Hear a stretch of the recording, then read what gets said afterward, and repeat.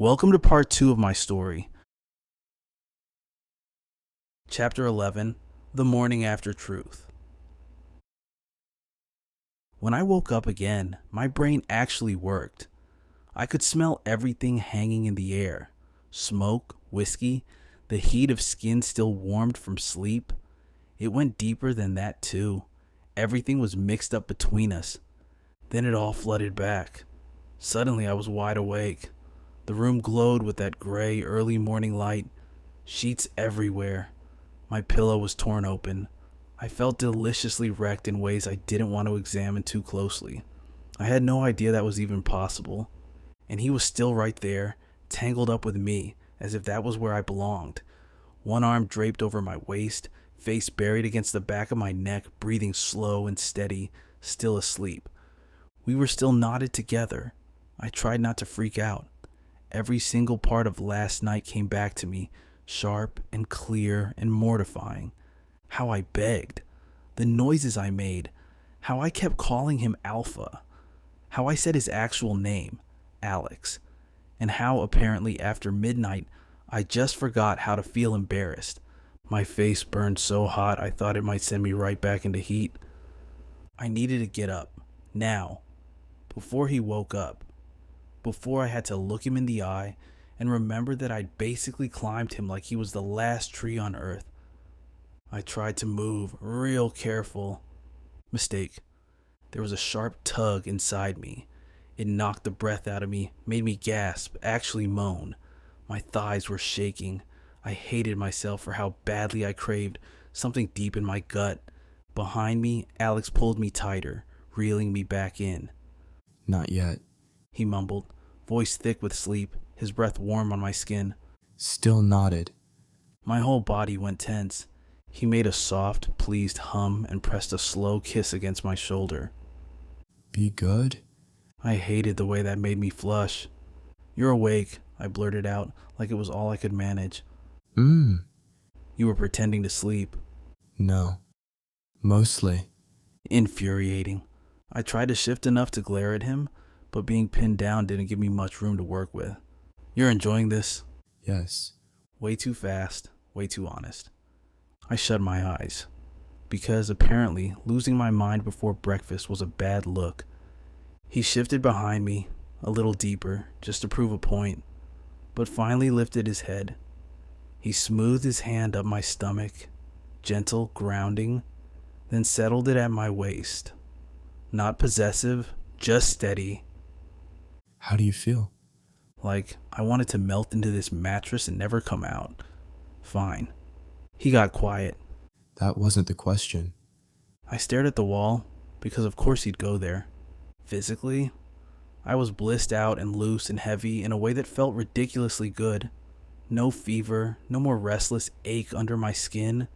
Peace, for the first time in forever. Emotionally? Yeah, that was trickier. I don't know, I admitted. His thumb brushed my side, small and thoughtful. Fair. Quiet, but not tense now.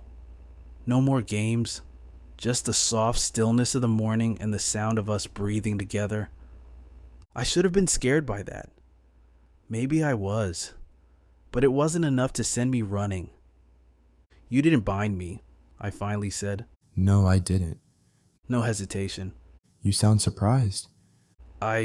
Yeah, I was. Not because it was him, but because he could have.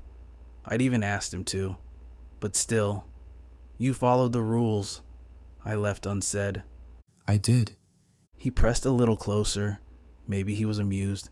You set the rules. I follow them. That stunned me. That wasn't how this was supposed to work, at all.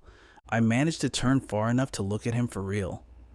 His hair was a mess, his jaw rough with stubble, eyes shadowed and dark from sleep. Way too good looking. You're giving me an out the morning after? He didn't flinch. I'm giving you a choice. There it was again. That relentless thing he kept handing me. Choice. No big speech, I asked. No alpha possessive routine. His gaze was steady, locked on mine. I don't want what you only give because you feel cornered. That got me. Way deeper than I'd ever admit. I looked away.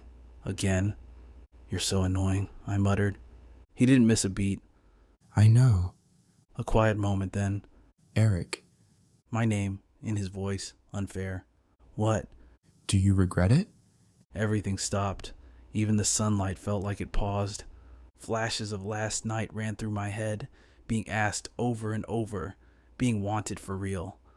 Falling asleep with his arms holding me, where for once I didn't feel afraid. I thought about all the years I'd spent hiding, all the walls I built out of shame and sheer survival. And I thought about waking up here, warm, chosen, still choosing. No, I said softly. His face shifted, just enough. Something in him relaxed. Good. I rolled my eyes at him. You keep saying that like I'm some kind of good dog, You weren't, he said deadpan. especially not last night. My face went nuclear. I hate you. He barely smiled, No, you don't. and I hated how right he was. Suddenly, someone pounded on the door, 3 sharp knocks. Eric, if you're alive, open this door. Lena. I went so still my muscles cramped. Alexander looked from the door back to me, the corners of his mouth tugging up in a half smirk. Of course, he found this funny. Don't. I haven't said anything. You're thinking it. Maybe. Lena banged again, louder this time. I know you're in there. If Blackwood is hiding a body, I need details. I covered my face. This is how I die. Alexander almost laughed, a real warm sound. No. He said, and tugged me in closer. You live here now. That shouldn't have made my chest ache like it did. Outside, Lena hammered on the door one more time. Eric!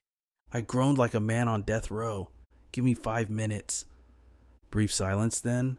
Oh my God, you are naked. I shoved my face into the pillow. Alexander tried to keep quiet but actually laughed, for real, for the first time. Low, warm, honest, and, mortifying as it was, I realized there was nothing I wanted more than to hear that laugh again. Chapter 12. No time to prepare. It took me 10 minutes to actually open that door. The first couple of minutes, I was struggling just to get my legs to work after Alex, with obvious regret, finally let me go. The next 2, I spent those trying to push him toward the bathroom while he just looked at me, way too entertained by how miserable I was. Then panic set in. I ripped the sheets off the bed, tried to straighten them out, flung open the window, sprayed so much air neutralizer around the room, I probably violated a handful of chemical safety laws. I snatched clothes from the floor with one hand and yanked on clean ones with the other. Everything hurt. Every muscle. Every movement. The entire time, Lena was out there, standing right on the other side of that door, like some messenger of doom ready to expose me. Every second stretched out until it felt like a punishment made just for me. Eric, She called through the wood, sounding suspicious now. you're taking way too long. I'm getting dressed. You sound out of breath. I'm not. There was a pause. I could feel it, even through the door. Why did you say that like a complete liar? Because I was. I've been lying constantly for the past 12 hours. Plus, there was literally an alpha in my bathroom at that minute, his shower running, because he'd spent the night in my bed. My brain kept replaying flashes of his perfect, wet body, dripping. I'm coming, I snapped back, maybe a bit too harsh. Interesting choice of words. She shot right back. I almost walked directly into the wall. By the time I finally yanked the door open, I had clothes on, mostly. I was vertical, sort of, and denial was the only thing keeping me together. Lena was standing there, arms crossed, eyes narrowed. She looked past me into my room, then back at me, slowly, staring me down. What happened to you? Instant spike of anxiety. What? She stepped way too close, staring straight at my throat. Then her eyes went wide. Oh my God. My hand flew up to cover my neck, way too late. You look like you got mauled by a very loving werewolf. I did not. Eric, She pointed, all dramatic. you are literally covered in marks. I'm not covered. Oh, you're decorated. I tried to hike my collar up, but it did nothing. She stared at me for another second, then took a deep breath and shoved her way into my room. No, absolutely not. I need context immediately. Lena, her eyes dropped to the second bed, Alex's bed, unmade, empty. Now to the dark shirt thrown over my chair, then back at my bed with its brand new sheets. Then she looked at me again, slow and suspicious. Silence, Why? she asked, way too calmly. Is Blackwood's bed empty? If souls could run for it, mine would have. I hated that she noticed everything. He showers early. Before 7 a.m.? Yes? She just stared at me. Then again. And his shirt is on your chair? It migrated, I repeated, not even convincing myself. The water stopped running in the bathroom. Lane and I both froze. Her eyes went huge as she looked toward the bathroom door, then back at me. Then again, like she was flipping between horror movies. No. Yes. No. Yes. She grabbed my arm so hard I winced. You slept with your alpha roommate? Keep your voice down. You slept with Alexander Blackwood? Honestly, I wanted to die. Right there, I would have been fine with it. It was a heat, I hissed, desperate. Her shock faded, turning into understanding, then concern, then suspicion again. A heat. She said slowly. And he helped? I crossed my arms over my chest. Don't say it like it's community service. Her mouth twitched with amusement. Not the time. The bathroom door handle turned. My whole body turned to stone. Lena clamped down on my arm. Oh my God, he's coming back. That's what people do when they're done in the bathroom, Lena. The door swung open. Steam billowed out, followed by Alexander Blackwood. Damp hair, towel around his neck, just sweatpants way too low on his hips, looking as calm and collected as if this was the most normal morning ever. Meanwhile, I felt like my entire life was capsizing in slow motion. He glanced at Lena, then me, took it all in, just like that. Morning. He said, polite as ever. Lena made some kind of strangled sound. I contemplated leaping out the window. Alexander walked past both of us, picked his shirt up off my chair, pulled it on casually. Absolutely zero shame. As if none of this affected him at all. Lena watched him like she was witnessing a natural disaster. Then she spun on me. You. Her finger jabbed at me in accusation. We're talking later. Then she pointed to Alex. You. He raised an eyebrow, silent. If you hurt him, She said, deadly serious now, voice scary quiet. I will ruin your life in ways science hasn't caught up to yet. Alex just nodded. Fair. That wasn't the response she expected. I sure wasn't ready for it. She blinked, tried to pull herself together, but not very successfully, then turned back to me. You have 1 hour. For what? To tell me everything. She stomped toward the door, stopped, looked at my neck, then at the bed, then at me, considered, changed her mind. Actually, make it 30 minutes. The door slammed. Suddenly, everything was completely, painfully silent. I just stood there, felt like a melted wax figure. Then, slowly, I turned to Alexander. This, I said flat, voice like gravel, is completely your fault. He looked completely unbothered. No. You opened the door. Chapter 13, Terms of Friendship. The door clicked shut behind Lena. The room felt quiet. Not the kind of quiet that feels calm, not even the kind that feels tense. This was the silence after a bomb goes off, when broken pieces are still falling and nobody knows what to pick up first. I stood there in the center, neck ruined, my whole life waiting on some admin review. Alexander sat at the edge of his bed, pulling socks on like none of this meant a damn thing to him. I hated him for that. Well, not really. Which, if I'm being honest, felt even worse. You could have said something, I snapped. He looked up. I said good morning. That's not what I meant. I know. Of course he knew. I started pacing. 3 steps to the desk, 2 to the door, 1 back. Dorm rooms are way too small for big emotions. She thinks I stopped myself. Because technically, no. Definitely not finishing that sentence. She knows something happened, I corrected. Yes, You sound awfully calm about that. I am. That makes one of us. I dragged both my hands through my hair. Big mistake. Every nerve in my body felt raw, oversensitized in ways I hated. She's going to interrogate me. Likely. She's good at it. I've noticed. I stopped and turned on him, sharply. You've noticed? You get evasive when she pushes. I stared at him. You study my friendships now too? I study patterns. You're unbearable. And yet, Don't even. He didn't. Small mercies. I looked at the clock. 27 minutes to go before my scheduled destruction. I need a plan. you need honesty. I need something I can sell. That usually costs honesty. I glared. You are not helping. I am. He stood up, crossed over, leaned on the desk with what looked like zero effort. You think she wants details. She absolutely wants details. He shook his head. No, she wants reassurance. That stopped me cold. Because, damn him, he was probably right. Lena loves gossip. Thrives on the drama. But with me, she wants to know I'm safe, that I'm okay, that I'll tell her the truth if it really matters. She did ask me if I was okay first, I said softly. Yes. I wish he wasn't always so right, so easily. I sat down on my bed. Even that felt weird. The mattress still held a little leftover warmth, memories I tried not to poke at. She's gonna ask if you forced anything. His expression changed, just a little, fast. No. The word hit hard, too hard. I know, I said fast. I need you to know that I know. He looked at me steady.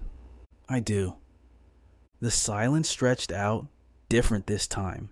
Not so sharp. A little more dangerous. Tenderness from him always messed me up more than any pressure ever could. She'll also ask if we're together, I said. We are. My pulse kicked up, painful, immediate. No, we are not, I pressed. He didn't fight me, not right away. Just let the words sit there, and I started shrinking back from them already. When he did answer, he was steady, measured. We chose it. He cut in, eyebrow raised. You kissed me twice. My face caught fire. That's irrelevant. It's excellent evidence. I shot to my feet, feeling nearly dizzy. You're impossible. And you're stalling. I jabbed a finger at him. I hate that you can do that. Do what? See exactly where to press. His eyes dropped to my mouth for just a second. That's not the only place. My whole body rebelled. Unbelievable, I muttered. Someone knocked. 3 hard raps. Then, 25 minutes now, liar. Lena. I closed my eyes. She's counting down. She's committed. Alexander said, flashing that infuriating, unfairly sexy smirk. You're enjoying this? Yes. Too honest. Always too honest at the worst times. Another knock. And Blackwood. If you're still in there, wear a shirt. I can feel your audacity through the wall. The sound I made wasn't human. Alexander just looked delighted. This is your fault, No. he said, calm as ever. Then, You opened the door. I threw a pillow at him. He caught it, easy. Then looked at me, eyes darkening, and that did things to me I refused to name. Go. He said, low and smooth, not like I needed another reminder.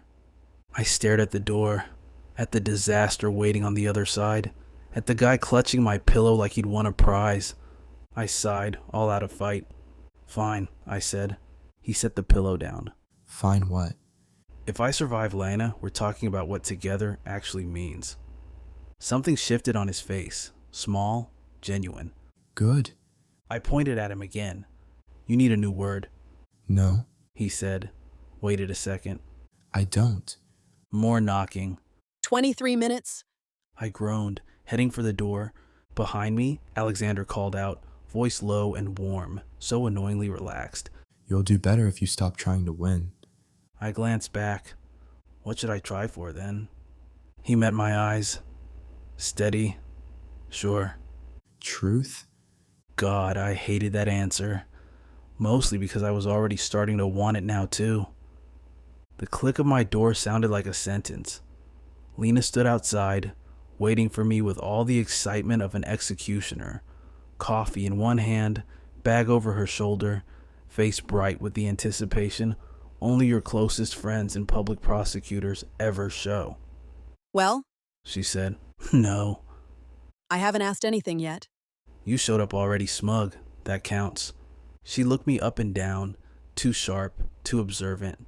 Her gaze stopped at my throat, my collar, the way I stood.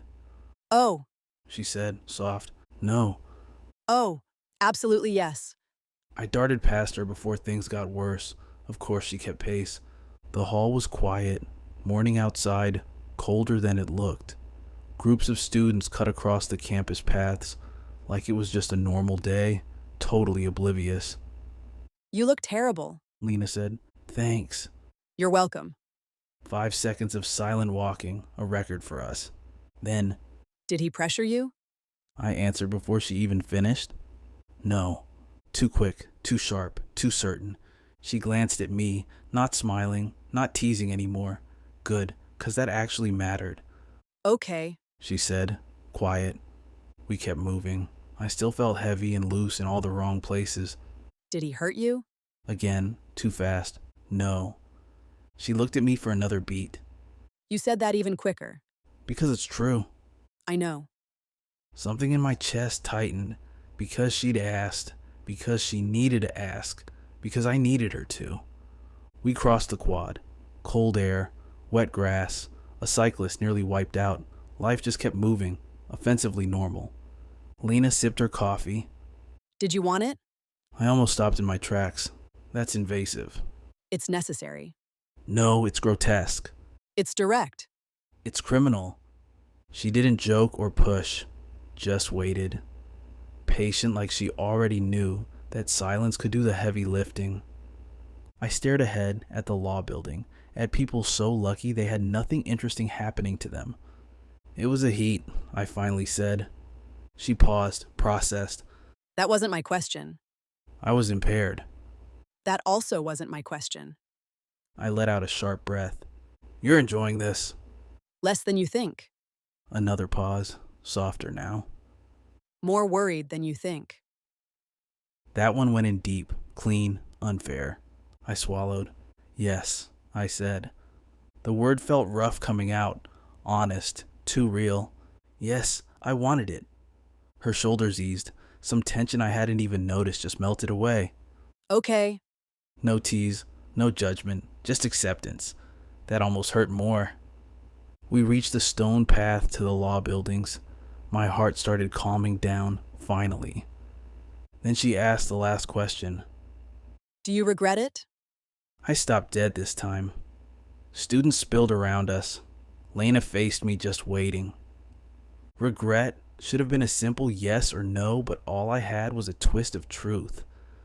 I regretted the marks, the timing, the risk. Damn, the fact that Alexander now knew exactly how I sounded when I lost control. I regretted the mess, the exposure, wanting more. But what happened in that room? His hands, the way he asked, the way he never made it feel like something was happening to me instead of with me. How he set the rules and followed them? No, I said soft, then corrected. I regret the complications. Lena looked at me. One slow, long breath. Oh, Eric. What does that mean? She started walking. It means I know how bad this is for real now. It's not bad. You're defending him already. I'm defending accuracy. You're using law speak because emotion terrifies you. That should be illegal. She laughed, bright, sharp, familiar. Nudged my shoulder. For what it's worth, I'm sure this will be awful. I'm glad you weren't alone. That nearly brought me up short, because under all the needling, the sarcasm, the relentless insight, that had always been the worry. Not making a scene, not Alexander, just me, being alone. I looked away first. You're impossible when you're kind. And you're transparent when you're a mess. We turned toward the lecture hall. But at the last corner, Lena went still. Oh no. What now? She nodded up ahead. Alexander Blackwood stood by the classroom door, hand in his pocket, watching the hallway with that same calm like he owned the place. waiting.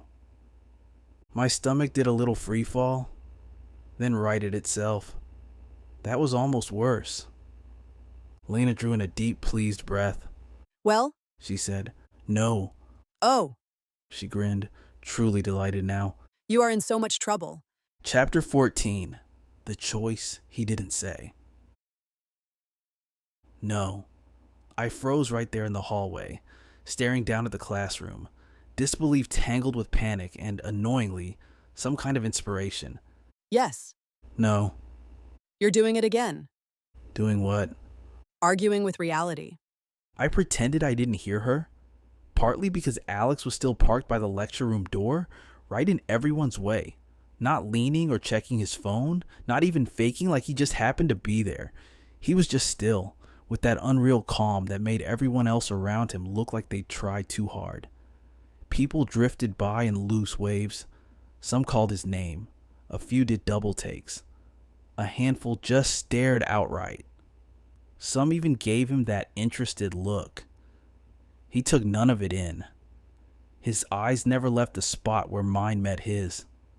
I couldn't ignore that. It drove my pulse wild for all the wrong reasons. Worse, buried under the pulse and nerves, there was something steady and sure. Like the room got suddenly quiet inside me. I hated that. I hated the way it felt like some part of me had been waiting for him too. "This is manipulative," I muttered, almost to myself. Lena let out a snort. No, manipulative is walking over like a scene in a movie. This is something else. "Oh yeah? What?" He's making you decide. I sagged right there, even though nothing in me wanted to admit it. She was right. Again. Why was she always right? He didn't so much as gesture. He didn't call out, didn't make a move, didn't even say my name. He just stood there. So now the world can see one of two things. I go around him or I don't. This is ridiculous, It's elegant, actually. Lena said, and she sounded almost impressed and totally exasperated. Terrifyingly elegant. "I hate both of you." You love me. Jury's still out. Students started vanishing into the classroom, and suddenly the hallway felt narrower. Time felt thinner, too. Alex never budged. He just waited, absolutely calm, completely sure. He left all that open space for me to hang myself, basically. If I ignored him, not much changed. On paper, anyway. He's just my roommate, my classmate, just a guy in a hallway. If I didn't let it show, nobody could prove anything. I could breeze past, pick a different seat, pretend nothing mattered.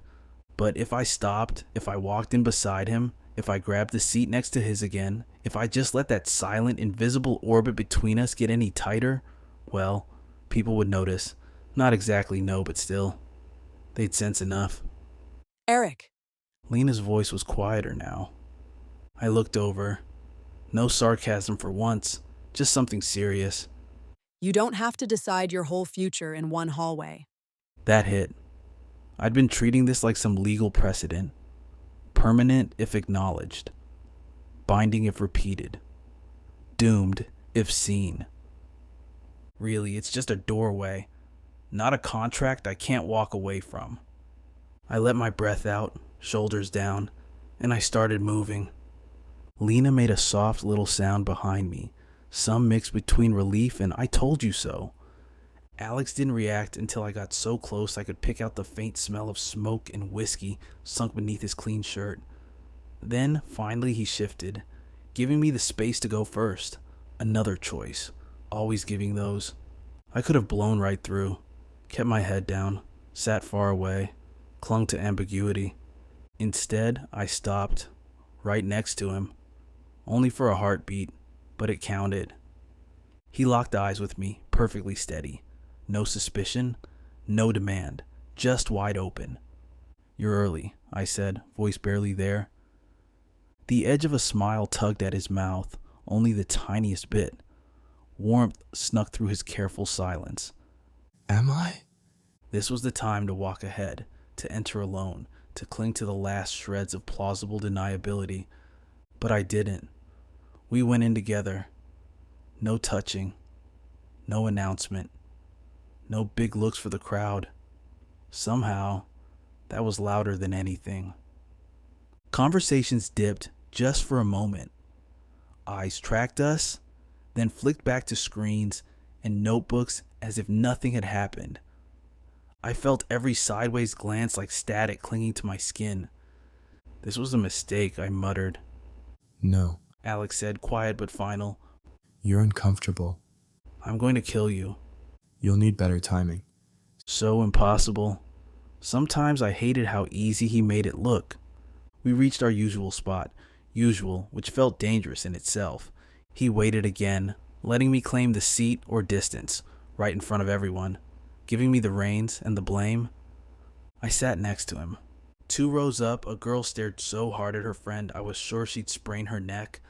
Behind us, someone coughed in a way that sounded exactly like gossip. I could feel heat creeping up my cheeks. Alex just calmly flipped open his notebook. "You set this up," I whispered. No, He clicked his pen, all brisk and businesslike. I understood how things would play out. "That's just scheming with fancier packaging." He almost smiled, but swallowed it back the moment I caught it. Then the professor came in. The room snapped back to routine. Laptops popped open, pens started moving, like nothing out of the ordinary had happened. Except I could feel my pulse in my ears. The flush in my face wouldn't die down. And Alex, who'd barely spoken a single full sentence, had knocked my whole gravitational center askew. Halfway through class, he put his hand quietly on the armrest we shared. Not touching, just close enough that I noticed, far enough to play innocent. Another choice. Dropped right at my elbow. I fixed my eyes on the projector, the slides, the endless mind-numbing stack of case law. Anything except the space between us. Then, slowly, quietly, not so anyone could see, not even looking at him, I let my own arm settle next to his. Still not touching, but close enough. Neither of us moved. Nobody else in the room had any clue what just happened. Honestly, I barely did. But I noticed when Alex let out a slow, steady breath, as if things just fell into place. Small, faint, true. And right then, like a light flicked on, I knew. He handed me a choice right there in public. And I answered, loud and clear, without saying a word. Chapter 15. What the Public Sees. Class wrapped up with the usual scraping of chairs and a noisy dash for the exit. Zippers zipped. Voices bounced around. Everyone had this frantic energy, desperate to snatch 20 minutes of freedom before responsibility returned. I kept my focus steady, packing my bag like it was a military drill. Everything in its place. Calm, sane, like I had it together. Next to me, Alex was the first to move. He stood up, slid his notebook away, and then just paused. He waited. Meanwhile, I stared down into my bag like maybe the Bill of Rights. Or hell, some kind of life hack might be wedged between my case briefs. That thing was back, heavy, silent, no words, no ask, no hand outstretched toward me, just a guy, upright at his desk. And suddenly the ball was back in my court, silent and demanding. I could have drawn it out, pretended I needed more time, let the space crackle with tension, hoped it all looked like a coincidence. But I didn't. I zipped my bag too hard, missed the satisfying sound, slung the strap over my shoulder, and stood right away. Something passed between us, this brief, wordless satisfaction, or at least I thought so. Probably my own brain betraying me. We walked out together, no brushing hands, no parting the crowds, no dramatic after you at the door. Just us, shoulder to shoulder, blending in with everyone else. It looked ordinary, but it felt deliberate, and there is a difference. "If you make this a thing, I'll resent you forever," I grumbled as we hit the hall. Alex smirked. You already resent me. "In the present. I'm talking about the future." He almost smiled. Just the tiniest shift at the edge of his mouth. I'll take my chances. So irritating. We moved toward the cafeteria. Breakfast was a memory, lunch an excuse. Campus had woken up in full force. Students everywhere, backpacks slung low, clinging to coffee cups like life preservers. Everyone looked exhausted. Midterms really brought out the worst in people. Inside, the cafeteria buzzed with that steady din you only get in public spaces. Conversations tangled together, no one really listening, no one really caring who else was there. Perfect. We found a table beside the windows, and 3 minutes later, Lena appeared, her tray balanced with a grace that suggested she walked in on chaos for fun. Already, she'd primed herself to judge. She looked from me to Alex and then at the empty chairs. Oh, great. She said, voice chipper. Making this public now? We're just eating, I shot back. Information. She replied pointedly. That means nothing. It means I have front row seats to the show. Alex stood. I'll get food. Bless you. Lena said, but as he walked away, she added, And if you poison him, I'll make history. He didn't even flinch. I scrubbed a hand down my face. You are impossible. She smiled sweetly. Yet still invited. You were not invited. You looked like you needed a chaperone. Fair, annoying, but fair. The noise around us ebbed and flowed. None of it for us. Students didn't care. No whispers. No sideways glances at the golden alpha beside some beta with a scholarship and a chronic coffee addiction. Good. That should have been good. But all I could hear was the background hum of normal life. Class schedules, complaints, that one person sobbing about organic chemistry. No one noticed anything out of order. So, why didn't it feel right? Lena launched into a rant about some professor and group projects. I made noises at the right intervals, but I drifted. My eyes landed on the coffee line. A few girls lingered near the station. Smooth hair, great outfits, that kind of calculated effort built for attention. They weren't exactly blending in, whispering, nudging, scoping out the room. Zeroed in on Alex. My stomach tightened, uninvited. One laughed into her hand, another shoved the tall one forward. She made a show of resisting, but straightened up and crossed the room, every bit of reluctance staged. Lena tracked my line of sight, then slanted her eyes back to me. Oh. No. Oh, it's definitely a yes. I'm just observing. You look like you're about to challenge someone to a duel. I do not. You stopped blinking. I literally made myself blink. Traitorous body. The girl breezed up to Alex right as he grabbed a tray. She smiled, confident, open, the sort of charm people eat up. She said something, playful, touched her bag strap, just a hint of flirtation, not desperate, just enough to make it clear. Alex gave her his attention. Polite, cool, hard to read from here. She laughed again, leaning in. My grip on my fork actually bent metal. Lena was loving this. Eric? What? Quit forging cutlery. I loosened my fingers. It's not like I care. You care so much. You're basically vibrating. I'm curious, that's all. Oh, right. This is about curiosity, not, say, claiming territory. That's ridiculous. So, why are you giving this random girl the glare of death? I broke eye contact quick. Honest truth. She hadn't done anything wrong. Pretty, smart, and going for a guy who, by the laws of physics, should already have a fan club. Alex was single, untied, no attachments keeping him from anyone. That thought hurt more than I wanted to admit. Then she touched his arm and I stopped breathing. I might as well have been carved from marble. Lena let out a gasp like she was hitting pay dirt.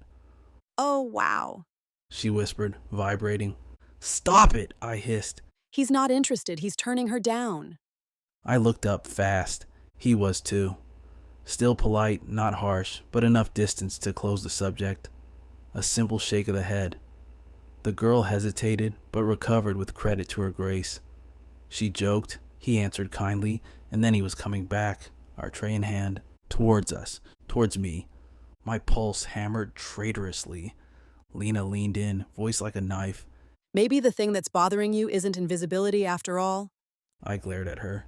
I have no idea what you're talking about. Liar! When Alex came back, he set Lena's coffee in front of her, passed me my food, then took his seat beside me, methodical as ever. Did I miss anything? He asked, looking at me, not her. Oh, yes. Lena chirped. A psychological event. His gaze stuck. I see. His voice sounded too warm. That was enough to make my ears burn. It was nothing, I managed. Mmm. That sound should be illegal. He sat there, undisturbed, as if girls didn't try to pick him up every day, as if my reaction had slid right off him, as if he hadn't just chosen to bring all this back to my side of the room. He could have gone anywhere.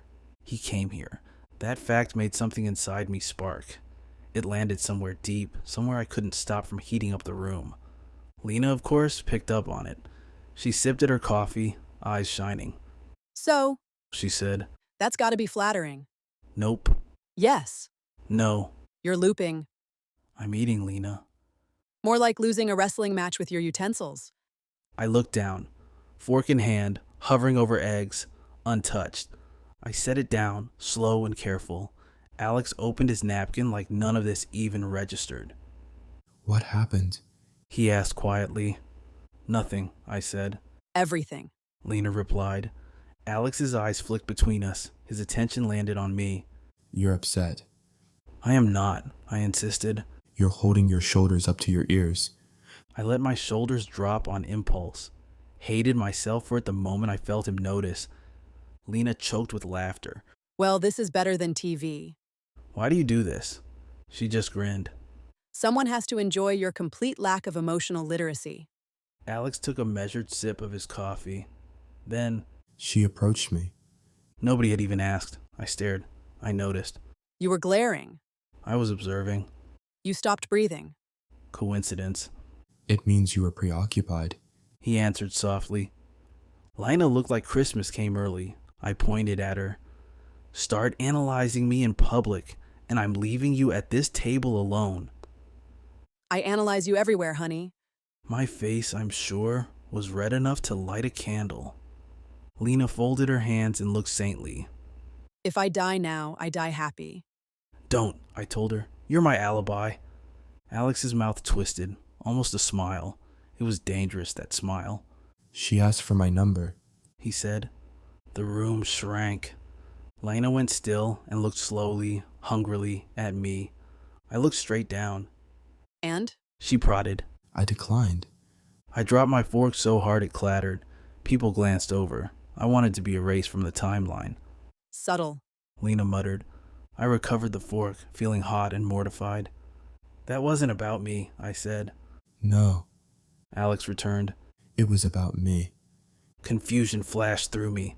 What's that supposed to mean? He waited until I met his eyes. They were steady, calm on the outside, but so much more beneath. It means I wasn't interested.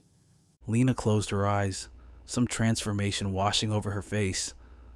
I looked away because that was too much, too real, too easy to want more from. You turn women down often in cafeterias, I managed. Only when I'm already occupied.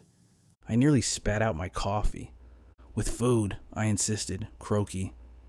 With attention. He rejoined, not missing a beat. Lena actually had to cover her mouth. I turned my fork on her. Make a peep, and I'll spill your whole college history. You'd need a spreadsheet. Try me. She settled herself. Just, are we all pretending this is subtle? Yes, I jumped in. No. She looked to the ceiling, victorious. Thank you, universe. I pushed eggs around, lost my appetite, found only nerves. People walked past. Conversations waxed and waned. Nobody cared that I felt like a lawsuit waiting to happen. Alex, of course, noticed I'd stopped eating. He always noticed. He took a slice of toast from his plate and set it on mine. I stared. What's this? Intervention. I have food. You're not eating it. I can feed myself. You're not making a convincing case. Lena mumbled into her cup. Just marry him. Silence. I shot back. Alex's hand stilled for a second, the only crack in his controlled expression, but the edge of his mouth ticked up like he'd heard, even if he'd never admit it. I picked up the toast. Hunger and maybe stubbornness. Or maybe it was just easier to accept things from him these days. See? Lena purred. Domestic bliss. I aimed the toast at her. Go away. No chance. Alex leaned back, getting comfortable. His knee bumped into mine. Just a touch. Accidental enough for deniability. Intentional enough to freeze me where I sat. He didn't move, and neither did I. Lena's eyes went wide, narrowed, then wide again. She was watching something play out in real time. Oh, that's a whole new level. She breathed. I stared forward. You imagine things, Lena. Your pulse is right in your throat. That's called circulation. Alex's voice cut in, easy and calm. No, it isn't. I wanted to melt right into the floor. The cafeteria hummed around us. People worried about midterms, projects, breakups, winning streaks. And here I sat, boxed in between Lena's relentless honesty and Alex's steady gravity. He could have gone with anyone. He came back to me. With an exhale, I admitted it, too quietly for anyone but us. This is unsustainable. Lena just smiled. Alex reached for his coffee, unbothered, and with a sinking realization, I got it. I was the only one pretending there was an expiration date. To everyone else here, this was already real. Chapter 16. What Jealousy Sounds Like. A few weeks, and just like that, everything shifted.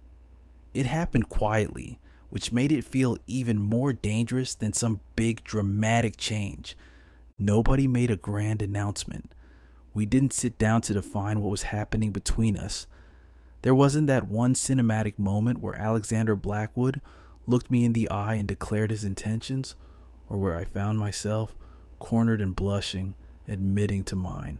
No, we just fell into it, into each other. We shared classes, ate meals together.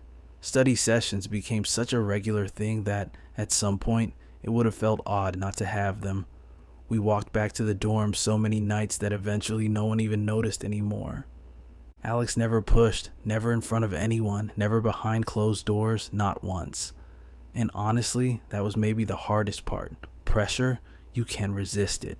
Demand, you can argue back. When someone expects something from you, you can push against that.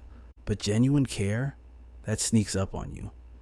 He'd guide me through a crowd with a gentle hand on my back. Coffee would just show up beside my books right before I realized I needed it. A charger already plugged in when my phone started to die. My favorite chair saved for me, never making a big deal out of it. One night, I nodded off reading, and I woke up under a blanket I didn't remember finding. Never anything dramatic, never anything that looked like a claim I could object to. Just practical, unassuming warmth. Lena, of course, adored the whole thing. This is obscene, She announced one afternoon, eyeing the way Alex slid my favorite sandwich across the table without me even looking up. It's just lunch, I tried. It's courtship. It's convenience, It's delicious. Lena said, stealing a fry. Traitor. Midterms loomed a week away, and the campus felt like it was on the edge. Libraries stuffed, the local coffee shop probably making a fortune, students whispering like stress had turned them devout. Our dorm room was command central now. My notes took one desk, his outlines the other. 2 lamps burned, and Thursday rain kept tapping at the window.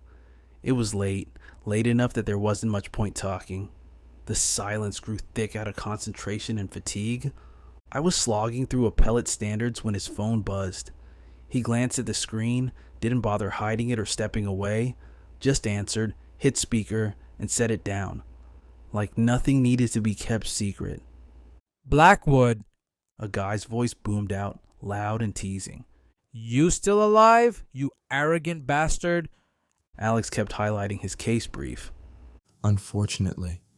I snorted. Couldn't help it. He shot me a sideways glance, just a flicker, and then went back to reading. Good. The friend said. So I need your answer for the big weekend. About? Alex asked. The lake house trip after midterms. I kept my eyes on the page, but suddenly every word slipped away, while my hearing sharpened like a blade. Drinks, boats, sun, bad decisions, recovery before finals. Compelling. Gets better. The voice went on. Mara's coming. Alex didn't react. She still ticked you, ignored her at winter formal, so obviously she's obsessed. Means she'll either murder you or, the opposite. Either way, it's great TV. My pen snapped in two. I stared down slowly at the broken pieces in my hand. Alex's eyes found them, found me, then calmly went back to his notes. I'll survive the loss. He told his friend.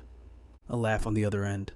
Alright, then Tessa's bringing friends. Couple Omega girls from business school who apparently want you as their post-exam reward. My stomach tightened, sharp and unforgiving. I underlined the wrong sentence. Not once, but 3 times. Do they know I'm not going?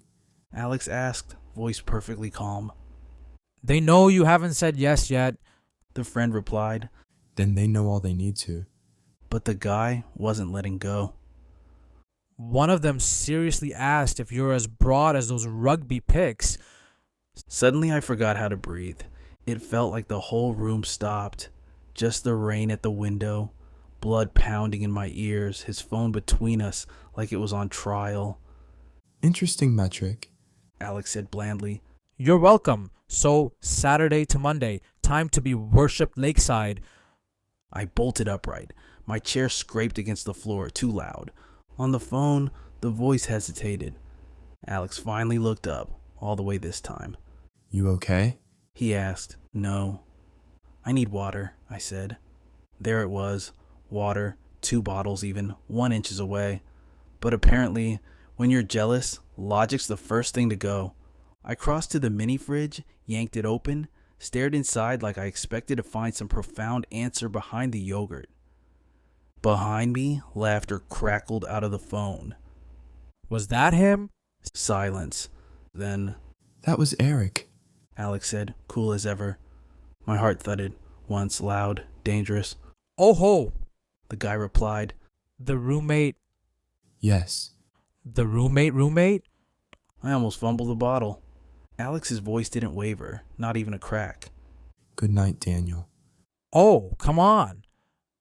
Click. Now silence really poured in, heavy, almost suffocating. I turned, bottle in hand, dignity long gone. Alex watched me, phone face down, pen set aside. All his attention suddenly was mine. You broke a pen. He said. That was unrelated. I tried. You went for water that was already here. I like options. You're angry. I'm studying. You're jealous. That word just cut right through me. No, I said way too fast and way too hard. He leaned back, not smug. No, that'd be easier. He just looked interested, focused. I said I'm not going. I don't care. I know. That wasn't for you. My heart jumped. Then who was it for? His gaze held me, steady, unapologetic, warm. For me. Suddenly it felt like everything around us, the rain, the desk lamps, the stress about midterms, fell away. Because as I stood there, for the first time I realized something sharper than wanting him. He was choosing me, not because he had to, not because he was expected to. He just was. And it changed everything. Chapter 17. What he means by choice. He chose me when he didn't have to. That should have felt flattering, simple, warm, almost easy. But honestly, it scared me. Desire I got. Heat made sense. Chemistry. Instinct. The pull of being near someone. The way repetition made things familiar and dangerous at the same time. All of those things felt like messy systems, sure, but at least they followed some kind of pattern. Choice felt different. Choice meant he meant it. He saw every other option and picked me anyway. That felt heavy, like responsibility dropped into my lap before I signed up for it. Immediately, I distrusted it. I didn't ask you not to go, I said. Alexander stood just 1 step away from me, close enough to shrink the room, but far enough that, if I wanted, I could pretend I wasn't rattled. I know. Then don't make this dramatic, I told him. I'm not. You are, I insisted. I turned down a lake trip. With women apparently already cleared for your enjoyment, I shot back. My words came out sharper and, honestly, a bit more bitter than I meant. His eyes narrowed. There it is. There what is? I asked. Honesty. I'm not being honest. I'm being annoyed. Those aren't opposites. God, he was so annoying. I moved around him, back to my desk. I sat down harder than necessary, grabbed a book, opened it upside down, closed it, fixed it. Behind me, I heard him settling back into his chair. No chasing, no crowding. No arrogant pressure I could get mad at and use as armor. just patience, steady and silent. After a moment, he said, That trip happens every year. I didn't look at him. Congratulations. I usually go. That made me turn fast. And And I said no this year before Daniel finished asking. my heart tripped. Why? A pause grew between us. Rain tapped on the windows. Someone laughed down the hall. In here, everything felt still. Because I didn't want to spend the weekend wishing I was somewhere else. He just said it, plain and sharp. I stared at him. That's manipulative. It's honest. It's unnecessary. It's true. His truth always sounded worse in his voice. I avoided his eyes. You say things like that and still expect me to study? I don't expect anything. You expect everything, No, he said, quieter. I wait. And that made it worse, because it was right.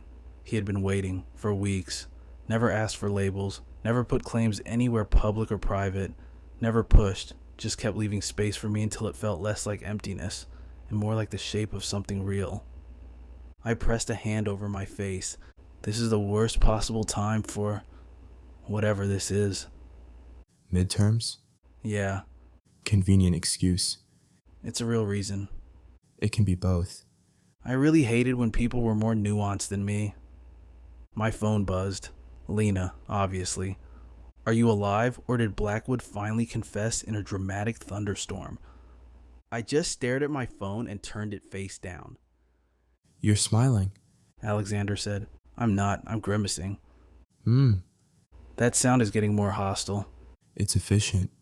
I knew I should go back to my notes, keep my head down, but instead, because I have no self-control, I asked, if I told you to go, would you? Silence dropped like a brick, heavy and instant. I wanted the words back as soon as I said them. That was hypothetical, I tried to say. No. He said. I looked over and he was already looking at me, not blinking. It was impulsive. There was a shift on his mouth, not quite a smile, something softer. If you told me to go, He said, voice level. I'd ask why. That's not the same as agreeing. No. He said. He paused. It's more respectful than agreeing. My chest squeezed up sharp and tight. Of course it was. Blind agreement would be easier, but not half as honest. And if I said I don't want other people around you, my voice came out small, not sure if I wanted him to answer, but needing to know anyway. He didn't flinch, just stayed right there, holding my gaze. I'd ask why you think that needs permission. I actually forgot how to breathe for a second. That answer's impossible, I huffed. It's honest. No, it sounds made up, like something built in a lab. That made him laugh, low, short, a little dangerous. I looked down at my notes before I let it get to me, but too late. You're doing it again. He said, What? Trying to pick a fight so you don't have to feel anything harder. I hated how he could call me out before I even figured myself out. Fine. My voice was sharp. Here's a feeling then. I stood up, marched across the room, stopped right in front of him, close on purpose. When that idiot on the phone talked about women wanting you, I said way too quietly, I wanted to throw your phone out the window. His eyes got a little darker. There you are. Don't be happy about it. I'm interested. I'm actually trying to communicate. You're doing better than usual. I should have stepped away. Should have remembered exams, neighbors, and dignity. But I didn't. And if I told you I hate the idea of you going somewhere people are planning to, I don't know, climb you lakeside? He lifted his hand slowly, paused near my wrist, always giving me the choice. So I let him. His fingers curled around my wrist, warm, steady. Then I'd say, He murmured. good thing I already said no. My heart kicked so hard I was sure he could feel it under his hand. That's smug. It's efficient. I hated when he turned my words on me. His thumb moved just for a second on the inside of my wrist. Small, almost nothing, except it hit like a train. Study with me. He said. That's got nothing to do with this, I muttered. It does. How? Because? He said, meeting my eyes. I'd rather spend tonight here with you than anywhere else. The room kind of tipped. My body stayed still, but everything inside shifted. I pulled my wrist back because if I didn't, who knows what I'd do. I went back to my desk, sat down, finally found the right book. "You're impossible," I grumbled. He sat too. I heard pages turn, a pen click open. Just quiet, like us settling into it. No, He said, calm as always. After a second, I'm consistent. and I hated how much I liked that too. Chapter 18, The Mistake I Meant. Midterms ended, and it felt like the whole campus had come back to life. People walked slower, faces lighter, as if everyone had just finished running some brutal race and could finally breathe again. Music spilled from open windows. Friends you hadn't seen in weeks reappeared, no longer just names in group chats full of deadlines and shared Google Docs. Even flirting made a comeback. The air actually felt different. Alex and I suddenly had space again. Not because anything was wrong, not even because we wanted time apart. It's just midterms squeezed every human interaction into a weird, frantic puzzle of schedules and sleep deprivation. But we never fell out of orbit. He still left coffee on my desk before morning exams. Some nights we shared a textbook, hunched over library tables, barely awake, but close enough that my knee would find us under the chair. I kept notes in one hand, a half-eaten sandwich in the other. Every casual brush or quiet touch started to feel huge, mostly because they didn't take effort. His hand on my back when I stopped cold outside an exam room. His fingers catching my wrist when I almost stepped in front of a bike lane, too busy reading flashcards to look up. Stuff like that. Nothing wild, but all of it felt sharp. Dangerous in a way I pretended I didn't notice. This was a Tuesday, 3 days out from a lake trip. Daniel, for whatever reason, refused to let go. The cafe buzzed with that post-exam energy, loud enough that conversation felt private, even at crowded tables. Lena sat across from me, absolutely tearing into our ethics exam. That professor writes trick questions like morality isn't subjective. She complained, picking at her muffin. I shrugged. It literally is. But not on multiple choice. Beside me, Alex looked unbothered as ever, scrolling through something on his tablet. His coffee sat untouched. He could have been alone in an empty room for all he cared. Daniel walked in, announcing himself before he even got to us. You can always tell. The energy shifts. Conversations pause for half a heartbeat. He dropped into the empty seat, tall and grinning and way too awake for this time of morning. He shot Alex a look, then Lena, then me, a little smirk like he was passing out medals. Blackwood, finally tracking you. His voice was too loud. I wasn't hiding. Alex said. Debatable. Daniel grinned wider, then told everyone. You all know he's ignoring our group chat, right?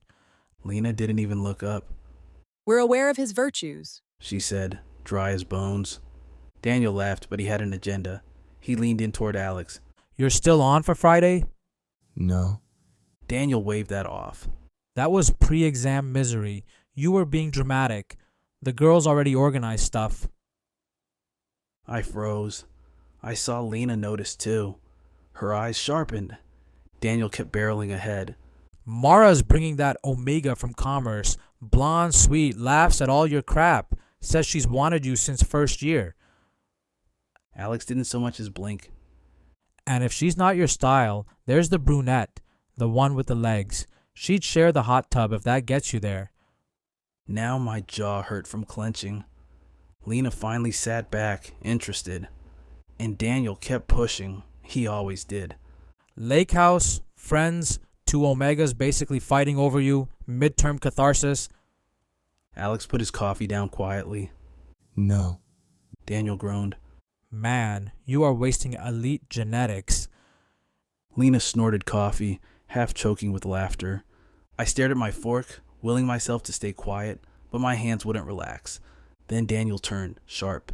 You see him more than anyone. Can you talk some sense into him? Everything got too tight. The conversations around us blurred. Lena just waited, silent. Alex looked at me, steady. I couldn't read him, not now. Something in me just broke. all the almosts, all the stupid jokes about Omegas like they were party favors, all the effortless confidence that Alex would always be available for whoever wanted him. I was so tired. I set my fork down, looked at Daniel, and did the one thing I couldn't undo. He's not going. Daniel blinked like I was speaking a new language. Yeah, got that. No, my voice actually sounded normal. He's not going because he's with me. It hit the table first, then the whole cafe. Not silence exactly, just a shift. People stopped talking, but pretended not to notice. Daniel stared, paused, then let out a short laugh. Funny. Not joking. My heart tried to leap right out of my ribs. I could feel everyone waiting. Lena looked like she was witnessing an act of God. Alex just sat there, still and silent. And somehow, that was the worst part. Like I'd said all this into thin air. Daniel searched our faces for the joke. He didn't find it. Wait, you two. Yes, I said, fast. If I stopped, I'd lose my nerve. Daniel sat back, actually speechless for half a second. Then he barked out a laugh, aimed a look at Alex. Blackwood? Alex put his tablet aside, met Daniel's stare. Then he reached across the table, took my hand in his, deliberate, so steady, it felt unreal. Yes? He said, just that word, calm as ever, no uncertainty, no performance. My heart flatlined, then stuttered back to life. Lina looked like she'd won a prize. Daniel looked from our hands to our faces and just shook his head. Well, that really messes with my lake roster, he announced after a second. Lena lost it, laughing for real this time. Daniel pointed at us. You're both on the hook for extra alcohol, you know. Then he left, muttering about unbelievable academic betrayals. Sound poured back in. People went back to talking, a few phones sneaky under tables. The world moved on. I could only feel Alex, still holding my hand, my heart hammering. I'd just blown up my whole life in front of 100 people, and he didn't let go. I finally looked at him. What, I managed, did I just do? Lena grinned at me, sharp and so pleased. Oh, Eric, She said, you finally told the truth, loudly enough for everyone to hear? Chapter 19. What the campus decides. By the next day, the campus forums had exploded. I didn't realize any of this was happening. Honestly, that was the last peaceful moment I had all day. Turns out, someone in the cafe snapped a picture, not of us holding hands, nothing that direct or helpful, but of Alex just watching me across the table, my hand half folded in his. One of those photos that whispers, something's going on, without confirming anything. Basically, prime gossip material. Then someone else posted a blurry shot from behind the library that same morning. The two of us walking close together, heads tilted toward one another. You couldn't read my face, and apparently, but people online had all kinds of ideas about his. The rumors multiplied fast. Law department golden boy finally taken? Blackwood dating? Who's the guy? Isn't that the scholarship kid from second year? No way he pulled Alex Blackwood. Maybe Blackwood pulled him. Sources, please. Saw them together all semester NGL. He's cuter if you zoom in. Seriously, this is the plot twist of the year. People were mixed reactions, mixed IQs, zero dignity. Lena found out by 10:30. She treats the internet the way some people need sunlight. Even worse, she joined in. Anonymous user 118. Actually, they've been disgustingly domestic for weeks. Anonymous user 118. If by dating you mean eye contact intense enough to change weather, yes. Anonymous user 118. One of them packs snacks for the other. Do with that what you will. Meanwhile, Alex acted like nothing was out of the ordinary, or, if he noticed, cared about as much as he would about a mosquito. And me? I managed to stay blissfully clueless, right up until after constitutional law. Class ends, I pack up, thinking about coffee, maybe the library, maybe dodging Alex just long enough to miss him, but not long enough that it killed me. The usual plans. Then this wall of perfume and giggling forms in front of my desk. 3 girls. Judging by their blazers and the sort of confidence that comes from never hearing no, They were business majors, brunette, blonde, and a redhead, who had her phone out recording before her friend slapped it down. Hi. The blonde said, way too bright. No, I answered just as fast. They laughed. Bad sign, He's funny. said the brunette, grinning. I'm leaving, I said. But they moved in sync, military style, still smiling, still blocking me. We just had a question. The blonde piped up. I shot back. That's not how questions work. The redhead mumbled. The brunette edged closer, acting all nice but with the vibe of a predator. So, are you dating Alexander Blackwood? For a second, I swear my soul tried to crawl out through my ears. No. Too quick, too sharp, way too obvious. They gave each other those identical, too satisfied grins. Oh. We knew it. You didn't. We knew you'd deny it. That isn't the same, It is for gossip. the blonde said. I clutched my bag like it was a shield. We're not dating, I tried again. The brunette cocked her head. So why did he reject Mara in front of everyone? I froze. What? The blonde made a huge fake gasp. He doesn't know. The redhead smacked the desk. This is incredible. Mara asked him out after finance seminar yesterday, Said the brunette. and he said, and I quote, I'm not available. The room spun around me for a second. That proves nothing. It proves everything. It proves he knows how to make a sentence, I said. They just kept ignoring me. The blonde looked dreamy. He was super polite. The brunette nodded like she'd seen a rare bird. And totally shut it down. The redhead checked me over. Not meanly, just thoughtfully. I get it. You really don't. I kinda do. I hated everyone in this entire building. Now the brunette dropped her voice, like we were sharing secrets. So, what's he like? Annoying, I said immediately. They stared, then the three of them burst into laughter. Oh my God. The blonde said, That's a definite yes. No, that's just an adjective. Does he always look at you like that? She pressed. My heart stumbled. Like what? All serious. The brunette supplied. Like if there was a fire, he'd save you first and worry about the rest later. I forgot how to inhale for one miserable second. That's ridiculous, Sure. said the redhead, not convinced. The blonde leaned in more. Is he sweet in private? No, I was lying. And protective? She asked. No, worse lie. Possessive? No, that one at least felt mostly true. The brunette just smiled. So, caring then? I could have prayed for an earthquake. Then, behind them, I heard the calmest possible voice. You're in his way. The girl spun around. I didn't move. Alex had showed up, bag on one shoulder, face perfectly neutral, eyes not. The blonde lit up. We're just talking. I know. Alex said. Still polite, still controlled. Move. They scattered instantly. Traitors. As they filed out, the brunette gave me a thumbs up. The redhead mouthed good luck, and the blonde sighed Alex's way one last time like she was auditioning for a drama. Silence. I kept repacking the same books, probably the same one twice. Are you being cyberbullied? I muttered. No. Because I am. Short pause, then Lena sent me 3 screenshots. I looked up, startled. She added annotations. I closed my eyes. I have to transfer. You won't. No, but I want to feel like I could. He stepped closer and took the duplicate casebook out of my hands, setting it back on the desk. You're flushed. He noted. I'm furious. You're embarrassed. I'm suing everyone.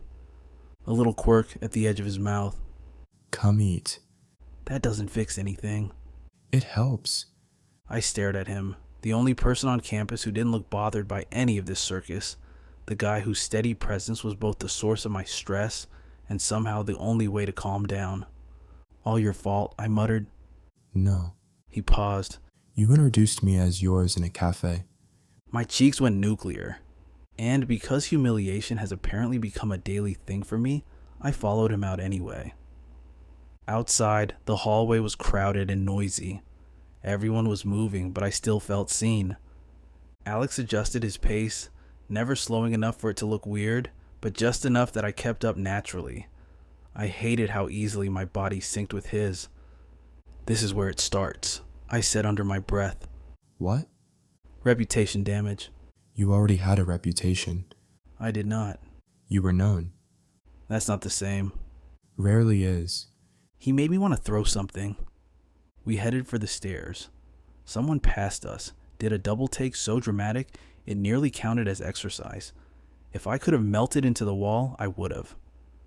"This is a circus," I said. No, Alex answered, voice completely steady. it's just people bored out of their minds. "That doesn't make it better."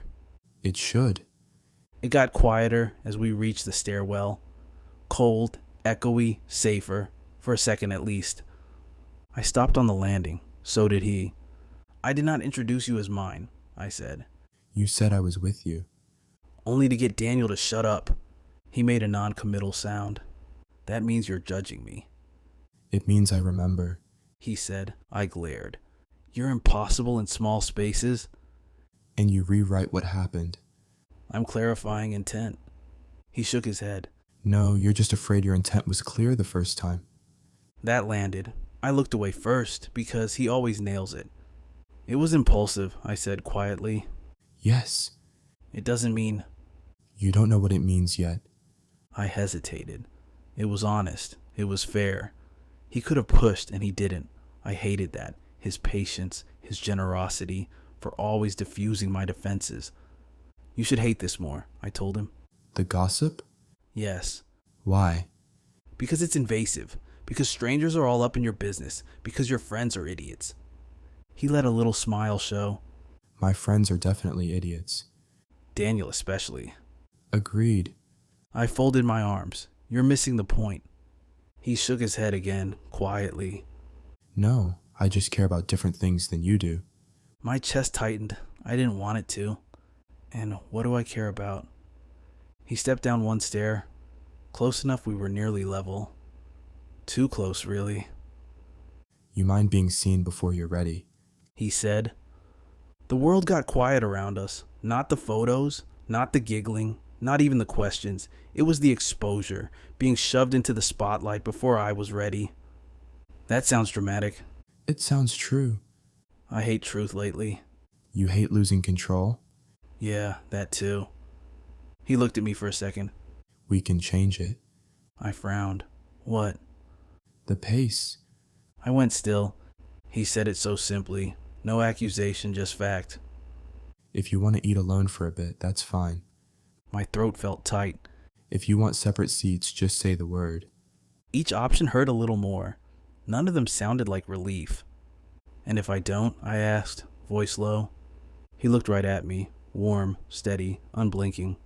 Then stop apologizing for picking me. Everything tilted.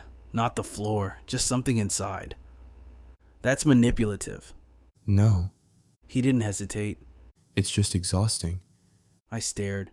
"You're tired of me now?" For the first time, something sharp flared in his eyes. I'm tired of watching you want something and punish yourself for it. That hit harder than it should have. No one talks to me like that. No one ever pushes right through all my tricks and stays. I do not punish myself. You left before sunrise. I opened my mouth and shut it again. You denied us to 3 girls. They cornered me. You came with me anyway. That proves nothing. It proves pattern. I let out a hopeless little laugh. You really are impossible. Yes, but I'm consistent. I scrubbed my face with both hands. What if I need more time? Take it. What if I keep screwing up?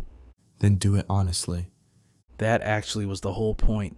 The cafe, me, nerves and all, wasn't a plan. It was just real. The door opened below us and 2 students barged in, laughing too loud. We stepped apart automatically. Built-in reflex. Roll resumed. They passed, barely noticing us. When I looked at Alex again, I saw the person I wanted to leave least, even as he kept offering me exits. "I'm still hungry," I said. He paused, then smiled, just a little. Good. I hate that word now. I know. We went down the stairs together. Not touching, but close enough. And honestly, for the first time since the rumors started, I knew the real problem wasn't that everyone thought we were together. It was that I was running out of reasons to say they were wrong. Chapter 20. Not him. A few days went by, just enough to make a difference, not enough to change anything big. Friday rolled around, the night before the infamous lake trip. Daniel's half-baked fantasy of hot tubs, boozy games, and people who thought being loud counted as a personality. Alex wasn't going, I could tell. His duffel bag hadn't moved from its spot under his bed. He kept showing up to the dorm in the mornings, still walked with me to class, never switching things up. At the end of the day, he kept choosing here. But something in the air felt off.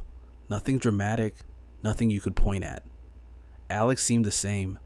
Calm, attentive, almost annoyingly even-tempered.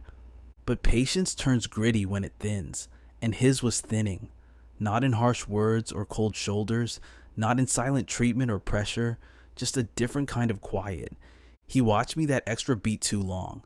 Stopped filling the awkward silences I tried not to create. The choices he kept offering felt a little less gentle every time. He was still waiting, but way less relaxed about it. Lena picked up on it by Wednesday. I just noticed it got harder to breathe in the room. So, Friday night, Lena decided she was done watching. This is an intervention. She declared, grabbing my sleeve and yanking me out of the dorm before I could manage a serious protest. This is abduction, she shrugged. It can be both. I have reading to do, I tried. You have emotional constipation. That phrase should be illegal, I grumbled. Good thing I know a future lawyer. She shot back. She dragged me downtown. We ended up at this bar just off campus, the kind of place obsessed with looking effortlessly old. Moody lights, brick walls, fancy wood, music of the make your ears bleed variety. Drinks? Okay. Music? Aggressively enthusiastic. Crowd? Packed, but not scary.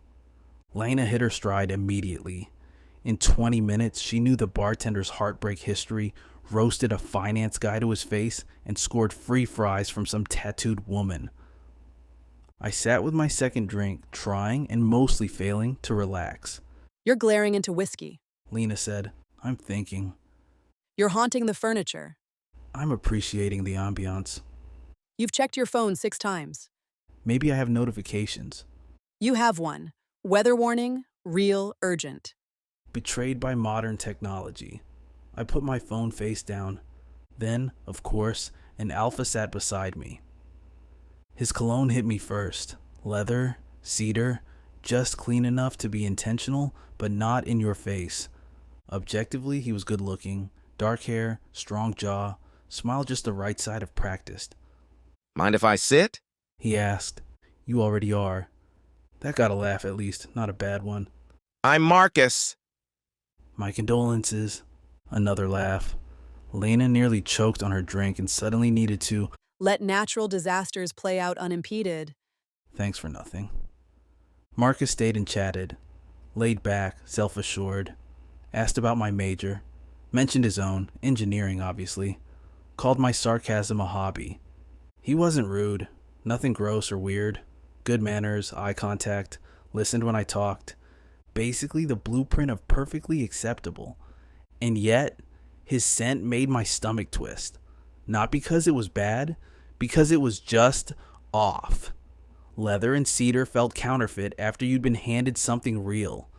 It wasn't smoke and whiskey, not cotton crisp from the dryer, or that unshakable calm that knows when you want coffee before you do. It wasn't Alex. Marcus said something, I missed it. Sorry? He smiled. I asked if I could get you another drink. No. A little too quickly. A little too honest. He blinked, then recovered like a pro. Fair enough. And I hated it, because he hadn't done a single thing wrong, but I was damning him for not being someone he'd never even met. Lena came back, took one look, and groaned. Oh no. Marcus managed a polite smile. Friend of yours? Unfortunately, I said. Lifelong burden. Lena corrected, then to Marcus. He gets like this when he's miserable. I'm not miserable. You shot down a hot guy like he was offering poison. she said. Marcus laughed and stood up, still annoyingly decent about the whole thing. Nice meeting you. It wasn't, I muttered. He left. Lena fixed her gaze on me. What is wrong with you? He was fine. He was hot. He was symmetrical. He was interested. He was available. She measured me for a second, then grinned. That's the problem. It was nothing, just a chat. She rolled her eyes. You compared him to Alex the second he opened his mouth. I stared into my drink, too dark, too reflective. I hate when you decide to be wise in public. No, you hate being obvious. The door opened. A gust of cold air shuffled everything. My pulse jumped ahead of my vision. Sure enough, Alex walked in with a few guys, one from his ethics class, two others I didn't know. He scanned the bar once, found me, and stopped. My chest tightened, hard. Lena caught the whole thing and whispered, delighted. There he is. Don't, I warned. Oh, I absolutely will. Didn't you suspect he'd turn up? You planned this? I gave fate a little nudge. You tricked me into this bar? I wanted your problems to see some daylight. Why are you like this? It works. Alex was still at the door with his crew, but it was obvious. He'd already found me. My traitor pulse pounded. Lena grinned wider. This is going great. This is a slow-moving disaster. No, She shot back. it's got momentum. I'm leaving. But I stayed sitting, and I knew it, and she knew it. Hated that she was always right.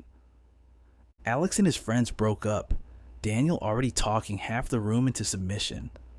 Alex stayed polite at the bar, ordering a drink, not looking back my way even once. God, that bothered me. Lena raised an eyebrow. You noticed he hasn't looked over. I did not. You absolutely did. You're pretending you don't care, and it's tragic. I ignored her and took a long, burning swallow of whiskey. She leaned in, lowering her voice. You almost told Marcus to leave because he smelled like the wrong answer. He was talking, I muttered. You compared him to Alex inside of a minute. That's slander. She grinned. That's just facts. I risked a quick glance at the bar. Alex finally turned far enough for me to catch his profile. His eyes found mine, held the look. Is it possible for a second to last forever? And then drifted away. The room felt hotter. Lena clapped softly. You need to be less obvious. No, I grumbled. Yes. Now you're going to sit here and I She scooped up her bag. am creating space. You can't abandon me now. Phase 2. That sounds illegal, It's romantic. she sang and leaned close. You want him to make the first move. He won't. My throat closed a little. I know. That means it's on you. She vanished, off to the kitchen line. Traitor and wicked architect. Suddenly I was alone. Too aware of the way I sat, the way I held my glass, the music, the crowd, everything. Across the room, Alex accepted his drink. Daniel made everyone laugh. Alex gave this small, private smile, and then his eyes flicked back to me. Longer this time. No wave, no big sign, just a look. The empty stool by me slid back. The last person I expected, but probably deserved, sat down. Of course it was Daniel. He stole a fry instantly. The tension over here is something else. I closed my eyes. Why are you here? To help. No. Oh, yeah. I'd rather eat glass. He grinned, glancing at Alex. You know, he almost didn't show up. I snapped to attention. What? Had to tell him you were here. That's manipulative. Daniel just nodded, completely unapologetic. He's no fun, your alpha. Had to grease the wheels. My nerves jangled. When I dared look, Alex was watching us now. Not Daniel. Me. Daniel stood, polishing off the fry. Anyway, have fun with phase 3. Who's phase 3? Lena's probably. Then he patted my shoulder and retreated, laughing. I was going to murder all my friends. No jury would convict me. And then Alex started to walk over. Slow, composed, as if he knew the room would eventually yield. Embarrassingly, I stayed put. Every sensible instinct told me, run, hide, join Lena, fake sick, anything. But I didn't move. Alex didn't rush. No swagger. No need for a scene. People just made space without thinking, like they always do for people who have that kind of gravity. He stopped next to me, close enough for goosebumps, far enough to be polite, maddening, measured. Are you hiding? No. You look alone. My friend bailed on me. On purpose. Yeah. A tiny smirk. He was onto us. Go sit somewhere else. You don't want that. I do. No, you're unsettled. Your friends are basically criminals. They are. He agreed. He took Lena's old seat, as if it had been waiting for him all along. I couldn't help it. I turned toward him. You knew I'd be here. Yes. And Daniel told you. No. He said he had to talk you into it. He told me, but I was already coming. My pulse tripped over itself, too low in my chest. That's manipulative. It's honest.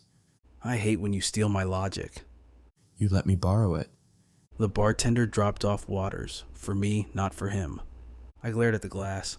What's this? Hydration. I didn't ask. You rarely do. Of course I drank, 'cause I couldn't help myself. Alex watched over the rim of his own glass, not a hint of smugness, just pleased. You're impossible, No. he said, quietly. Predictable. Strangely, that didn't feel like an insult. My pulse slowed, the noise receded. The world shrank to a manageable size again. He noticed too, and I hated that almost as much as I loved it. It's disturbing that you know me better than I do. You did know. You just hate being looked after. I'm not a project. That's true, and I don't manage people, only care. That hit hard in a way nothing else had that night. He meant it. I looked at my hands, tried to imagine why Marcus's scent made my stomach knot, and why Alex, smoke, whiskey, stillness, felt like home. Scary, really. Across the bar, Daniel grinned our way, toasting his own mischief. I ignored him, mostly. Lena barreled back in, fries for an army. She saw us and practically glowed. Oh, excellent. No, Yes. you just left me like bait. No, I left you to get a life. That's nightmare fuel. She plopped down and offered fries like peace offerings. How's phase 3? She teased. There are phases? There are now. Alex reached for a fry. Lena slapped his hand. Those are for strategy. I paid for them. With whose card exactly? She smiled sweetly. Trap set. Alex pulled back and I nearly laughed for real. Lena pointed at me. So, have we gotten anywhere? No, I said. At the same time Alex said, Yes. traitor. Lena looked delighted. Do go on. Alex kept his gaze somewhere else and just said, You rejected someone because he wasn't me. the world went still. Lena's smile went full supervillain. That is premium content. It was the scent, You looked offended. Alex countered. I was just, You shut him down hard. he was talking. You checked the door 3 times before he came in. I had. She'd seen it. I shut my mouth.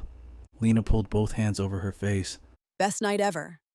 This is emotional bullying. This is earned satisfaction. I glared at Alex. You're enjoying this. A little. And you wear smugness well, unfortunately. He reached for a fry, got one, finally. Around us, regular life kept rolling. But here, at this tiny table, it was just us. Lena gleefully steering the drama, Alex deconstructing my defenses with almost surgical grace, and me quietly realizing I was exactly where I wanted to be, even if admitting it felt impossible. Chapter 21. I stopped running. Lena left first, nothing dramatic, just quietly, in her usual way, and somehow that felt even more suspicious. She glanced at her phone, told us she'd done enough for one evening, snatched the last fry, and kissed the top of my head, like it was just her job to make sure I didn't set anything on fire. Then she aimed a finger at Alex. Don't waste this. Alex gave a little nod, polite and businesslike, like she just handed him a checklist. I looked at both of them for a moment. I hate this alliance, I said. It's temporary. Lena answered. She even managed to sound sincere. Probably. And just like that, she melted into the crowd, traitor, architect, both. The room felt different when she left. Not like the dorm, not like campus. Bars are never truly quiet. There's always a current of music and laughter and clinking glass. But at our tiny table, the air felt thinner. Like something big had just shifted. So, just us now. I stared into my water glass. Is this who I am? The guy who refused to make eye contact, even with his own reflection? You can still leave, I said. I know. You say that all the time. You need to hear it all the time. I let out a slow breath. He was right, again. Lately, I'd been bracing for impact that never came, building up shields against pressure he never used, calling every choice manipulation, because if it wasn't, then what excuse did I have left? I'm tired, I murmured. I know. No, I shook my head. Not from exams. His face shifted, just a bit, more focused. From what, then? Running. And there it was, more honest than I meant to be. I let out a brittle laugh. From treating every feeling like something dangerous, like wanting anything is defeat. Alex stayed quiet. Sometimes silence is kinder than any comfort. I let it all spill anyway. When Daniel talked about those girls, I wanted to smash the phone. A tiny flicker at the edge of Alex's mouth. I know. When that alpha sat with me tonight, I could barely breathe through the smell. He watched me more closely. I know. And when you walked in, the words stalled in my throat. Ridiculous. Law school doesn't prepare you for this kind of honesty. When I walked in? He prompted gently. I swallowed. I just felt relieved. Everything got very still. Maybe the room, maybe just me. Alex set his glass down slowly, almost careful with the moment. Eric. Hearing my name in his voice was almost unfair. I know what this is now. He didn't move, didn't start filling in the silence, left the decision with me. One more time. I'm done pretending it's just chemistry. My heart hammered away. My hands were cold, while the rest of me burned. I'm done pretending it's just convenience. Quiet stretched between us, waiting. I want you. There it was, real, small, but somehow massive. Alex's eyes shut just for a second. When he opened them, something had changed. Deeper, warmer somehow. Good, He said, soft and steady. I laughed, a little shaky. You're going to need more words. I have them. Use them. He leaned in just enough that it mattered. I want you too. My chest squeezed hard enough to hurt. Somehow, even knowing, it felt brand new to hear him say it. You make this really hard, I muttered. You made it really slow. That was caution. That was fear. Annoying, but fair. I glanced at his hand resting open on the table. No pressure there, no expectation, just there. So I reached out before I could work myself into a panic and set my hand in his. Warmth. That simple. He closed his fingers around mine. No triumph, no claiming, just pure acceptance. I swallowed. So what happens now? Now? He brushed his thumb over my knuckles. Gentle, dangerous in a small way. Now you stop treating every honest feeling like it's some sort of mistake. That sounds hard. He shrugged. I'll help. Isn't that controlling? No, it's partnership. That word went deeper than anything else he could have picked. Not fate, not fantasy. Something chosen. Something real. I looked up at him, really saw him. The guy who waited when he could have forced the issue, who offered ways out instead of trapping me, who made care feel like breathing. I stood and tugged him up with me. His eyebrows went up in surprise. I think it was the first time I'd ever caught him that off guard. What are you doing? He asked, leaving. You just showed up emotionally. Shut up. He grinned, just a little. I tugged his hand. Come back to the dorm. He didn't look away. I could feel the heat starting to show. You sure? I moved in closer. Smoke, whiskey. The bar just faded out behind him. Yes. And because I was really truly done running, I kissed him first. Somewhere behind us, the bar went wild, cheering, shouting. Lena's triumphant yell rang out from a corner I didn't even realize she was still in. Daniel shouted something obscene, as usual. I broke the kiss long enough to just close my eyes. She never left, No, Alex said against my mouth, almost laughing. she planned phases. Chapter 22, Chosen. We walked back to the dorm, fingers tangled, his palm warm against mine. No games tonight, no careful space between us, not pretending to be casual or just friends crossing campus by coincidence. We just held hands under the cold midnight sky, passing by students who glanced, some twice, a couple grinning, a few whispering. I noticed none of it.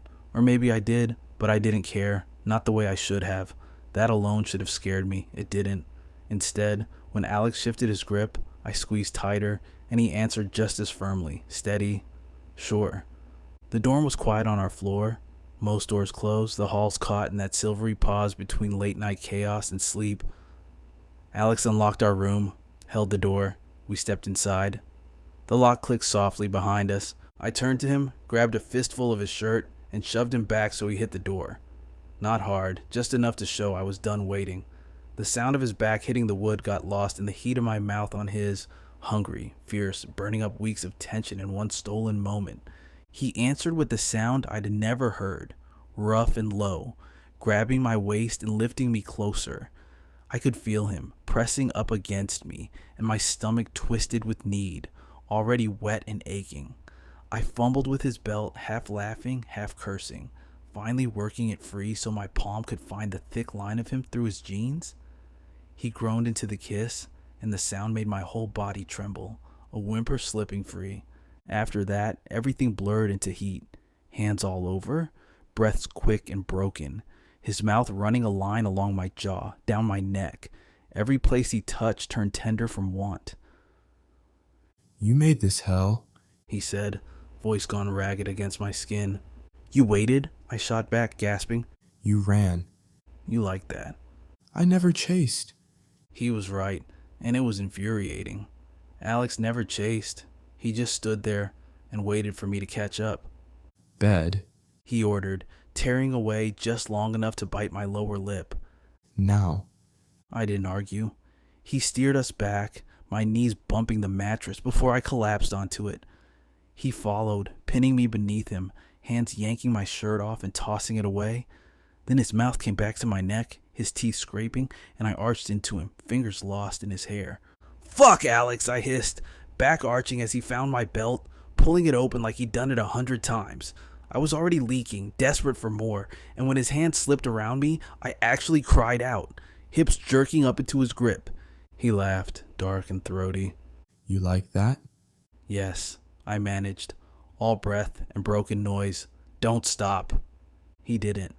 His grip squeezed just enough to make me dizzy, thumb rubbing over the head before gliding down, slow and tormenting. I clung to his shoulders, trembling, trying not to fall apart yet, failing spectacularly. His fingers slid lower between my legs, humming approval at the wet he found. He teased my entrance, kissing me, catching every gasp with his mouth before suddenly pulling back. I whined, opened my eyes in protest. He loomed over me, breathing hard, eyes dark with want. Rules.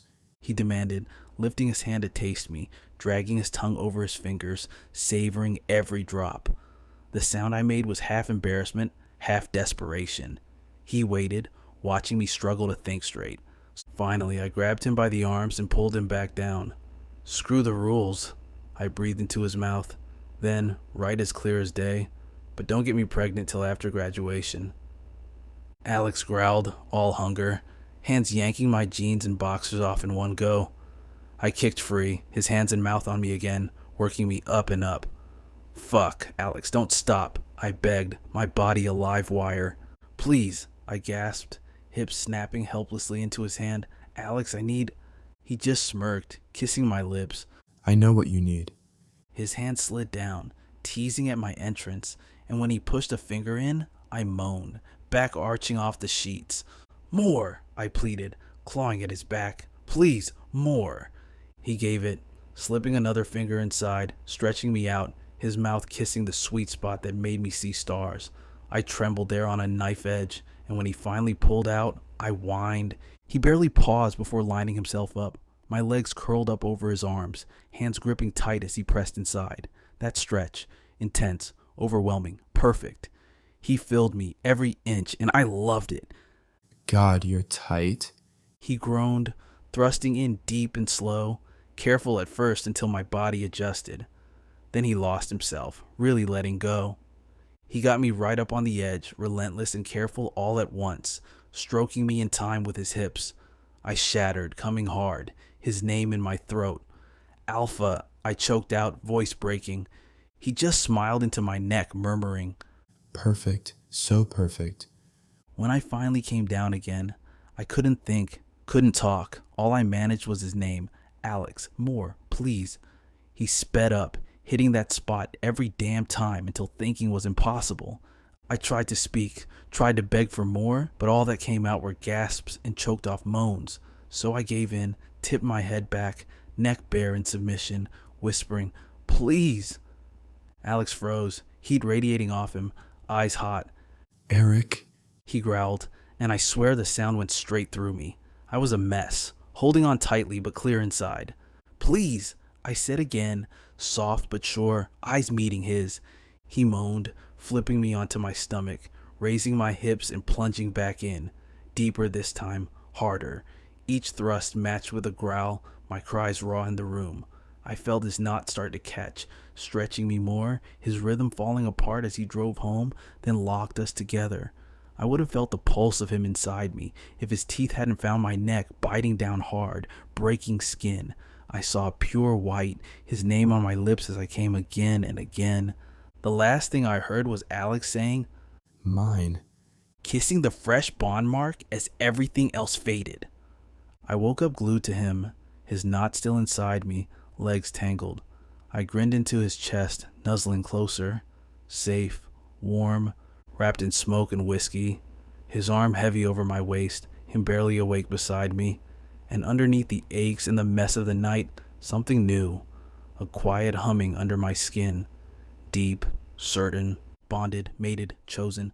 I felt him there, not just around me, not just inside, but part of me now, a silent link, his happiness curling through me as he started to wake. I smiled, let my fingers brush the sore spot on my neck. It stung, but it was real. Alex caught my hand without even opening his eyes. Don't poke it. He warned, voice scratchy. You're awake. I made it to someone noisy. I'll annul it. He cracked one eye open, mouth curving in that slow, dangerous smile. No, you won't. He was right. I just snuggled closer, drowsy, thoroughly claimed. My yelp when he rolled me on top of him was real enough. His knot still inside. He kissed my hair. Sleep, Eric. He whispered. I lasted all of 2 seconds before I started nipping at his collarbone. Eric. He warned, voice like gravel, nearly ruined. I loved what I did to him, so I kept going, bracing my hands on his bare chest, straddling his hips. He met my gaze, grinned lazy but hungry, hands strong on my thighs. I have better plans than sleep, I murmured, rolling my hips, and he groaned, twitching beneath me. His laugh got swallowed by a gasp when I rode him down. I'm in trouble. He joked, grabbing my waist, thrusting up. We didn't leave the bed until lunch. Had to drag ourselves into the shower, touching and teasing, through water and steam, before Alex finally let me go. He helped me dress, ignored my objections. He didn't even complain when I put my scent blockers back on, just smiled and kissed me. I almost left them off, almost threw caution out the window, but common sense won out. Outside this room, only 2 people at school knew I was an Omega. To everyone else, I was a Beta on purpose, so I could make it through law school in peace. I glanced back at Alex as he shrugged into his jacket and grinned. He really did understand me, annoyingly well.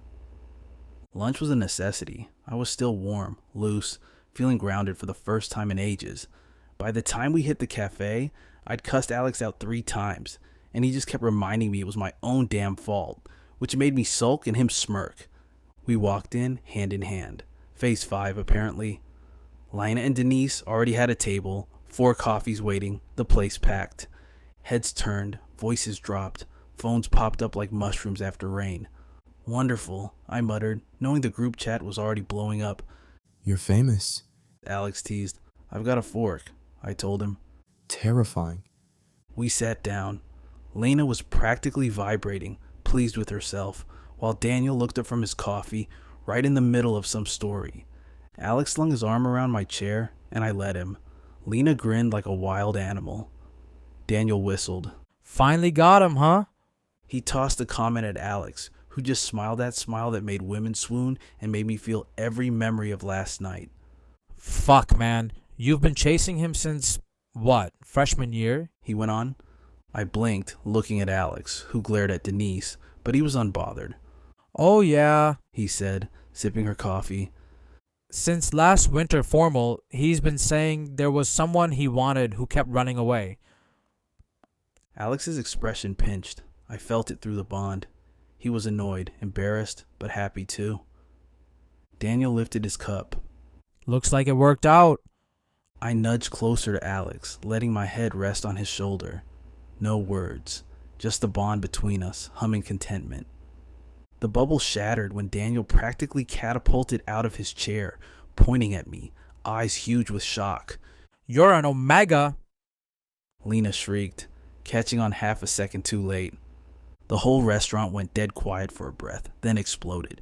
I closed my eyes, counted to 3. I'm going to kill him. No, Lena wheezed, barely able to breathe. you're going to let me see the mark. Absolutely not, I said. Alex's hand landed on my shoulder, calm as ever. I sat there, dignity in tatters, his knee pressed reassuringly against mine under the table. Daniel leaned forward, looking more pleased than anyone had a right to be. You were glaring at girls for months, He said, all smug. Now it makes sense. You could smell them. I hate you. You love him. He pointed at Alex, then back at me. Honestly, legendary week for you two. He collapsed back into his chair, still looking at me like he'd cracked a secret code. Lena reached over and grabbed my wrist, beaming. You stopped running. I looked at Alex beside me, at the alpha who waited, longer than I'd realized, at the bond glowing under my skin, the sense that I could let myself be here, that my life wasn't anything like I'd planned, but better. I looked back at her. Looks that way. Alex's arms curled tighter around me, solid, steady, sure. And for the first time in years, I was exactly where I wanted to be,